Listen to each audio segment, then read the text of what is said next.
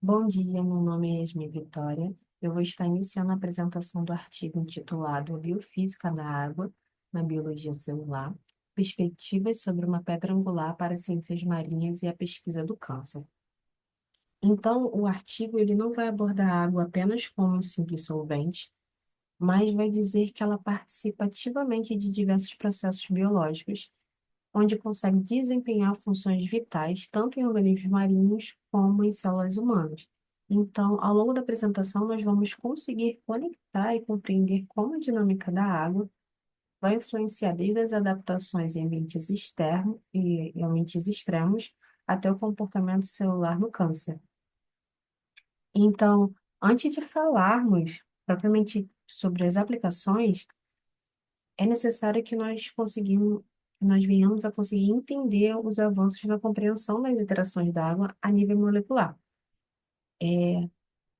Estudos mais recentes, eles vão nos mostrar que moléculas de água, elas interagem diretamente com proteínas, membranas e íons, e elas conseguem se organizar de uma forma que reduz e minimiza as energias livres em ambiente celular.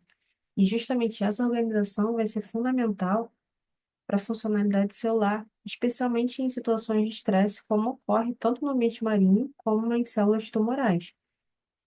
E nós vamos conseguir ver que essa dinâmica ela é aplicada também na biologia marinha devido aos ambientes marinhos extremos, como, por exemplo, as profundezas do oceano, onde lá a água vai desempenhar um papel muito fundamental na sobrevivência da espécie, de várias espécies que lá se encontram.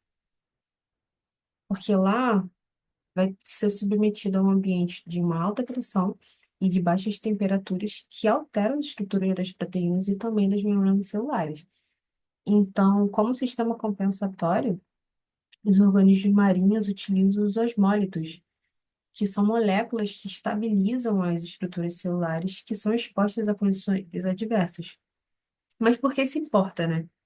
Vai ser justamente essa estabilidade observada nesses organismos marinhos que vai ser relevante para conseguir compreender a estrutura celular humana, especialmente quando se trata dessa pesquisa do câncer. Então, nós vamos ver que a água ela vai influenciar a movimentação e também os gradientes osmóticos. Por exemplo, esses gradientes osmóticos, eles vão ter um papel fundamental nos processos vitais, porque esses gradientes conseguem regular a migração celular, que é um processo crucial para situações, por exemplo, de desenvolvimento embrionário e de cicatrização de feridas. Porém, não só nisso, mas também as células cancerígenas, elas utilizam esse mecanismo na fase de metástase, onde elas permitem que migrem para outros tecidos. Então, nós vamos ver que a água também sofre mudanças dinâmicas durante o processo de transformação celular. E aí vai ser durante a transformação neoplásica quando a célula saudável se torna cancerígena, que vai ocorrer a organização da água e vai sofrer algumas alterações. E é aí que a dinâmica da água, que nós vamos perceber que ela vai impactar diretamente na estrutura e na função celular, onde ela consegue alterar o ambiente interno das células. E vai ser essa mudança que vão ser aproveitadas para as técnicas de diagnóstico de imagem, por exemplo, a ressonância nuclear magnética, onde ela consegue utilizar essas propriedades da água nos tecidos para conseguir identificar certas anomalias. Então, meio que nós conseguimos analisar esses movimentos de água devido aos canais de água porina. E aí, nesse próximo slide, nós temos um mapa mental que é disponibilizado pelo artigo, onde nós temos uma ilustração de diferentes tópicos correspondentes a um pensamento intelectual em potencial, onde nós temos uma interface entre a biofísica da água e alguns possíveis tópicos de investigação sobre células, biologia marinha, onde vamos ter alguns subtópicos bem relevantes para a biofísica da água, que vão ser evidenciados em caixa alta, em retângulos azuis, e vamos ter algumas correlações com as setas mais grossas, onde vão estar sugestionando alguns assuntos prioritários que são mais suscetíveis para abrir uma discussão de uma perspectiva mais inovadora. E aí, quando se trata dos movimentos da água, nós temos um ranking, né? de prioridade, onde nós vamos ter os canais de água, também conhecido como aquaporinos, que vão ser fundamentais para regular a dinâmica celular. E aí eles vão controlar o volume de água e também vão afetar a motilidade. E aí esse processo vai ser essencial para que as células adaptadas a ambientes extremos e também para a migração celular tumoral. E aí o estudo dessas evaporinas, elas vão auxiliar e ajudar a entender como essas células respondem a mudanças no ambiente e também como elas conseguem manter uma homeostase. Então, para ter uma melhor compreensão, nós podemos utilizar alguns modelos de difusão física, que vão ser ferramentas computacionais muito importantes para nos ajudarem a prever alguns comportamentos da água em sistemas biológicos. E aí, esses modelos de difusão, eles conseguem simular como a água interage com a membrana, ou proteína ou íons, em diferentes condições ambientais. E, particularmente, elas vão ser muito úteis para conseguir conectar processos mais complexos, como aqueles que são observados em espécies marinhas e também em espécies humanas, como nós citamos anteriormente.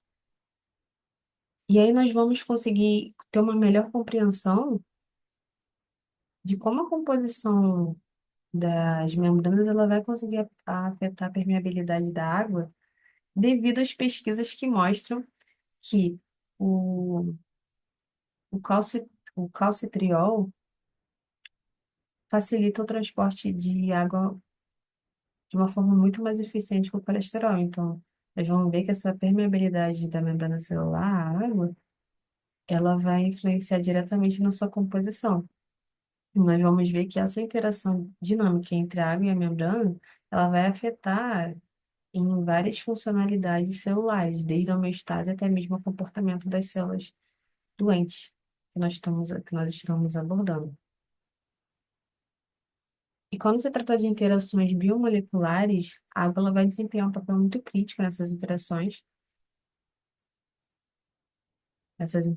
com as membranas celulares, como, por exemplo, a salinidade e a composição das membranas que afetam como proteínas e também biomoléculas que vão interagir com a água. E aí essas interações elas vão ser fundamentais para manter uma estabilidade celular em ambientes extremos, como a situação patológica do câncer e também no oceano. E aí, quando nós temos uma perspectiva mais inovadora, podemos citar como uma técnica a espectroscopia Raman, que ela nos possibilita visualizar a organização da água dentro de uma célula viva. Então, as imagens que são fornecidas por essa técnica, elas vão nos revelar superpopulações de água que conseguem nos mostrar como ocorre a distribuição variada em células saudáveis e também em células tumorais. Então, essa técnica vai ser uma ferramenta muito moderna e inovadora que vai nos auxiliar a entender melhor como ocorre a dinâmica da água, fornecendo para nós uma nova perspectiva para o estudo de processos biológicos e também da doença. Tá? Eu sou Yasmin Petronilho e vou começar a apresentar a partir de agora. Então, tendo em vista tudo que a Yasmin já falou, o artigo ele também traz algumas lições do ambiente marinho, né?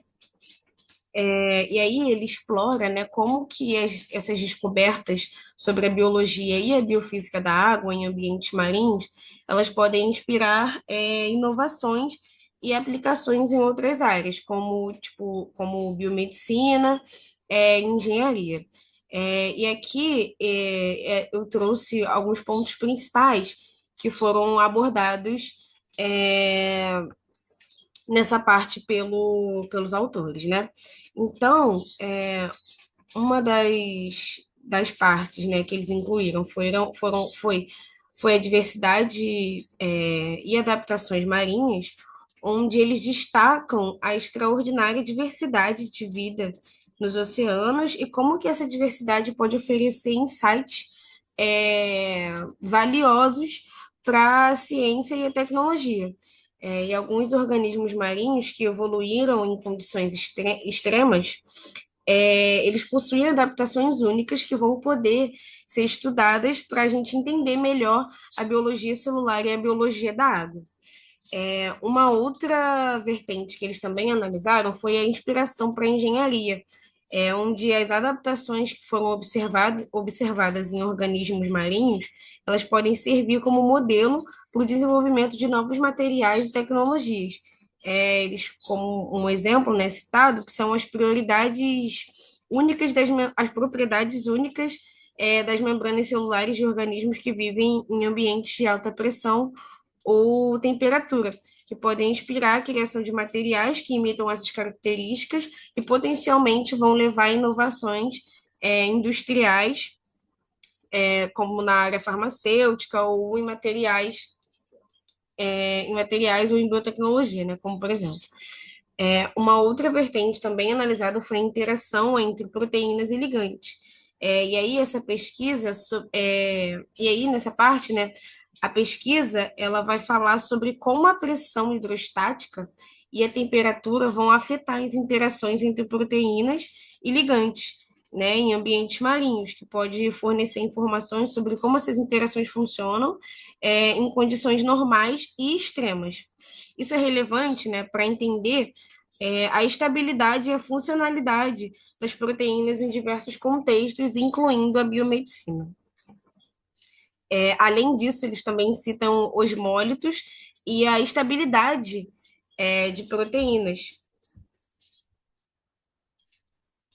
onde eles vão discutir o papel desses osmólitos, que são pequenas moléculas que vão ajudar a estabilizar proteínas, né, sob estresse, e o estudo de como esses osmólitos eles funcionam em organismos marinhos, podendo oferecer novas perspectivas sobre a hidratação e a flutuabilidade de ovos dos peixes, né, além de contribuir para a compreensão de como as células se adaptam a condições adversas. Além disso, também existem algumas conexões com a pesquisa em câncer, né? E aí essas lições aprendidas com a biologia marinha, vão ter também implicações para pesquisas com câncer. E aí eles sugerem que a compreensão das mudanças dinâmicas da água durante a transformação neoplásica das células e dos tecidos, eles podem melhorar as técnicas de imagem, de diagnóstico precoce de câncer e compreensão dos fundamentos moleculares e fisiológicos da flutuabilidade em várias espécies marinhas. Então, só trazendo então um panorama, né, geral, eles vão enfatizar que sobre como a biologia e a biofísica da água, né, em ambientes marinhos não apenas enriquece o nosso entendimento da vida marinha, mas também pode ter implicações práticas e inspiradoras em outras áreas da ciência e da tecnologia. E aí essa interconexão entre diferentes campos, ela pode abrir novas perspectivas para pesquisa e para inovação. E aí, já entrando na discussão, eles vão abordar, né, como que essas implicações e essas interconexões entre a biofísica da água, a biologia marinha e a pesquisa em câncer, eles vão trazer alguns pontos também principais dentro do artigo, né? E aí, começando a citar aqui um pouco, um desses pontos vai ser a mudança na dinâmica da água, né? E aí a discussão ela começa com uma observação de que a investigação, utilizando técnicas como ressonância magnética nuclear em ovos e embriões de peixes, bem como em tecidos normais e neoplásicos, eles vão revelar mudanças significativas no estado da água, e essas mudanças elas vão indicar uma dinâmica aumentada da água, estruturada durante o desenvolvimento inicial e a carcinogênese. E aí isso vai sugerir que a água vai desempenhar um papel crucial em alguns processos biológicos fundamentais. Além disso, eles também vão trazer um ponto citando a transição normal do normal para o câncer, né? E aí, essa transição de tecidos normais para cancerosos, ela vai envolver mudanças específicas na interação entre a água e os prótons macromoleculares. E aí essas interações elas podem ser indicativas de processos bioquímicos que vão ocorrer subjacentes durante a progressão do câncer, né? Isso aí pode ter algumas implicações tanto para o diagnóstico quanto o tratamento do câncer.